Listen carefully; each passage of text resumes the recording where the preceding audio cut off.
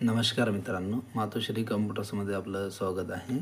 आपण लाडकी बहीण योजनेसाठी जे नारी शक्ती दूत ॲप वापरत होतात, आता त्यासाठी त्यांनी वेबसाईट पोर्टल सुरू केलं आहे. त्याबद्दल आज आपण सविस्तर माहिती जाणून घेऊयात.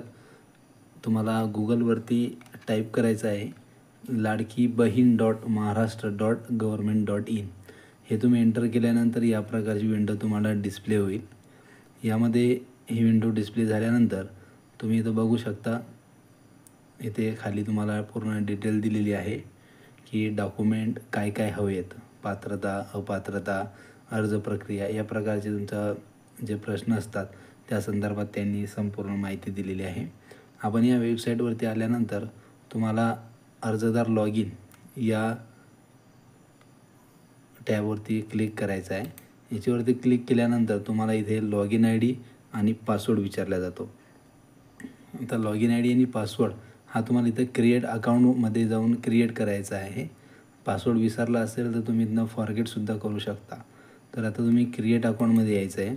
क्रिएट अकाउंटमध्ये आल्यानंतर इथं तुमचं ॲज पर आधार म्हणजे आधारवरती जे नाव आहे ते इंग्लिशमध्ये इथं एंटर करायचं आहे. त्यानंतर मोबाईल नंबर, पासवर्ड आणि कन्फर्म पासवर्ड सेम ठेवा. त्यानंतर डिस्ट्रिक्ट, आपला जो डिस्ट्रिक्ट असेल तो सिलेक्ट करा. डिस्ट्रिक्टनंतर तुमचा जो तालुका असेल तालुका सिलेक्ट केल्यानंतर इथे व्हिलेज विचारले जाईल. व्हिलेज तुम्हाला सिलेक्ट करायचं आहे. व्हिलेज सिलेक्ट केल्यानंतर नेक्स्ट जो टॅब आहे तो टॅब तुमचा ओपन होईल. इथे तुमचा जो एरिया आहे तो म्युन्सिपल कॉर्पोरेशनमध्ये येतो, नगरपालिका, महानगरपालिका काय असेल ते इथे तुम्हाला सिलेक्ट करायचं आहे. त्यानंतर ॲथोराइज पर्सन म्हणजे ॲथोराइज पर्सन म्हणजे तुम्ही कोण आहात, सामान्य महिला आहात, अंगणवाडी वर्कर आहात, ग्रामसेवक आहात, वार्ड ऑफिसर आहात, सेतू सेंटर आहे आपलं, जे असेल ते यापैकी तुम्हाला तुमचा ऑप्शन इथे सिलेक्ट करायचा आहे. ते ऑप्शन सिलेक्ट केल्यानंतर तुम्हाला ॲथोराइज पर्सन सिलेक्ट केल्यानंतर आय ॲक्सेप्ट आणि हा जो कॅप्चा इथे दिसतोय तुम्हाला, हा कॅप्चा इथे एंटर करून साईनअप करायचा आहे. साईनअप केल्यानंतर तुम्हाला रजिस्ट्रेशन नंबर आणि पासवर्ड मिळेल. रजिस्ट्रेशन आय डी आणि पासवर्ड मिळाल्यानंतर तुम्ही इथे येऊन आपला मोबाईल नंबर जो असेल तो, त्यानंतर पासवर्ड तुम्ही जो एंटर केला असेल तो एंटर करून तुम्हाला इथं लॉग इन करायचं आहे. लॉग इन केल्यानंतर तुम्हाला पुढची विंडो ओपन होईल. लॉग इन करता वेळेस मोबाईल नंबर, पासवर्ड आणि कॅप्चा कोड व्यवस्थित एंटर केल्यानंतर तुम्ही लॉग इन या बटनावरती प्रेस करायचं आहे. लॉग इन या बटनावरती प्रेस केल्यानंतर तुम्हाला जी विंडो नेक्स्ट ओपन होते ती या पद्धतीने असेल. यामध्ये तुम्हाला होम टॅब दिलेला आहे. त्यानंतर ॲप्लिकेशन ऑफ मुख्यमंत्री माझी लाडकी बहीण योजना, इथनं तुम्ही ॲप्लिकेशन करू शकता. इथे स्कीम दिलेली आहे. स्कीममध्ये तुम्हाला काय काय डॉक्युमेंट वगैरे रिक्वायरमेंट आहे ते इथनं तुम्ही डाउनलोड करू शकता. त्यानंतर ॲप्लिकेशन मेड अर्लियर म्हणजे जर अगोदर ॲप्लिकेशन केलं तर त्याचा नंबर तुम्ही इथे टाकून वगैरे सर्च करू शकता. इथं प्रोफाईल आहेत, आपली जी प्रोफाईल असेल ती, आणि या स्कीमची म्हणजे या योजनेची जी माहिती आहे त्या माहितीची इथनं तुम्हाला इन्फॉर्मेशन मिळते. तर या पद्धतीने आपण इथे डायरेक्टली तुम्हाला मी अप्लाय करून दाखवतो आहे. अप्लाय करण्यासाठी इथे तुम्हाला ज्यांचा अप्लाय करायचं आहे त्यांचा आधार क्रमांक एंटर करायचा आहे. त्यांच्या आधारला मोबाईल नंबर हा लिंक असणं गरजेचं आहे. त्यानंतर त्यांच्या त्या मोबाईलवरती OTP जाईल. इथे आधार नंबर एंटर करा, त्यानंतर त्यांना OTP सेंड होईल. मी आधार नंबर एंटर करून OTP सेंड केला आहे. आपल्या जो रजिस्टर नंबर असेल आधारला त्यावरती तुम्हाला OTP मिळेल. जो OTP असेल तो OTP तुम्हाला तिथे एंटर करायचा आहे.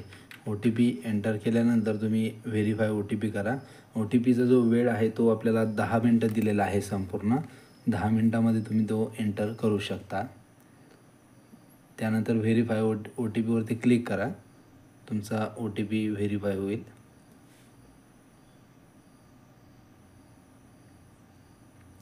सर्व्हर थोडं स्लो असल्यामुळे थोडा वेळ लागतो आहे. हे बघा इथे एरर दिलेला आहे, you are not eligible to submit from, म्हणजे मी जो आधार नंबर एंटर केला आहे तो त्यासाठी पात्र नाही आहे असं इथं दाखवत आहे. तर आपण दुसरा आधार नंबर एंटर करून पुढची प्रोसेस करूया.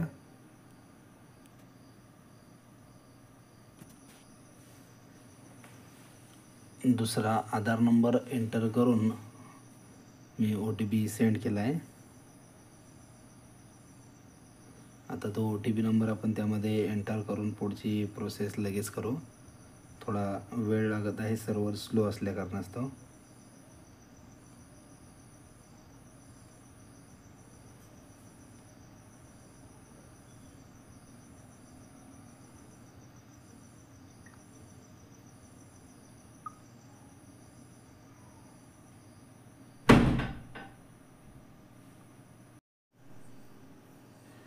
आपण आधार नंबर व्हेरीफाय केला आहे. व्हेरीफाय केल्यानंतर तुम्हाला इथे नाव ॲटोमॅटिकली येणार इंग्लिशमध्ये.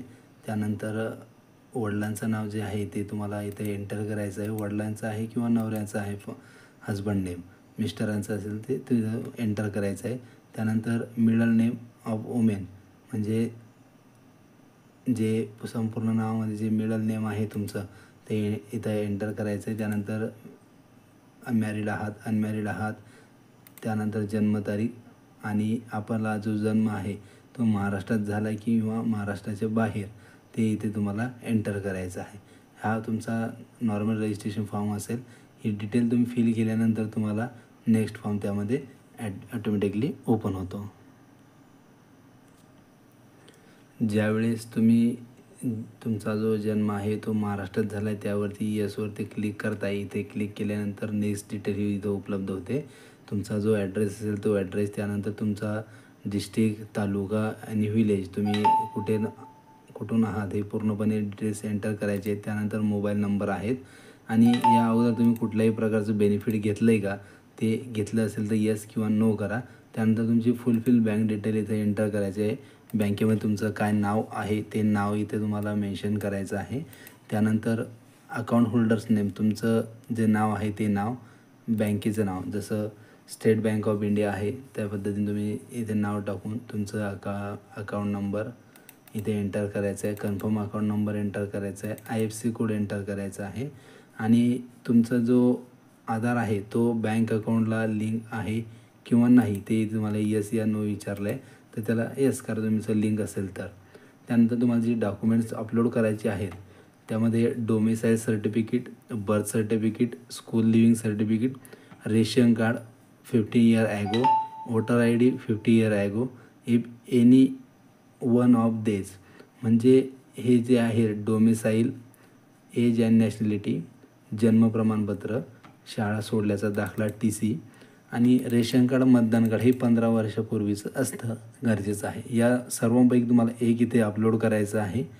इमेज JPG, PNG आणि PDF फाईलमध्ये तुम्ही अपलोड करू शकता. त्यानंतर तुम्ही रेशन कार्ड कोणतं आहेत म्हणजे रेशन कार्ड आपल्याकडे कोणतं आहे तेही तुम्हाला येस करायचं आहे किंवा नो करायचं आहे. जर ऑरेंज आणि येलो असेल तर येस करा, अन्यथा नो करा. त्यानंतर इथे हमीपत्र आहेत, हे हमीपत्र तुम्हाला अपलोड करायचं आहे. समोर हमीपत्राची लिंक दिलेली आहे, तिथनं डाउनलोड करून त्यावरती सिग्नेचर करून तुम्ही अपलोड करू शकता. त्यानंतर इथे आहेत ॲप्लिकंट फोटो, तुमचा जो पासपोर्ट साईजचा फोटो आहे तो फोटो इथे तुम्हाला अपलोड करायचा आहे. हा फोटो आपण आपल्या डेस्कटॉप गॅलरीमधनं घेऊ शकता.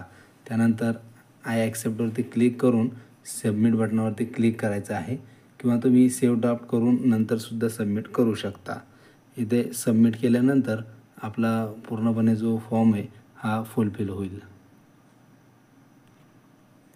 माहिती आवडल्यास चॅनलला लाईक करा, सबस्क्राईब करा. धन्यवाद.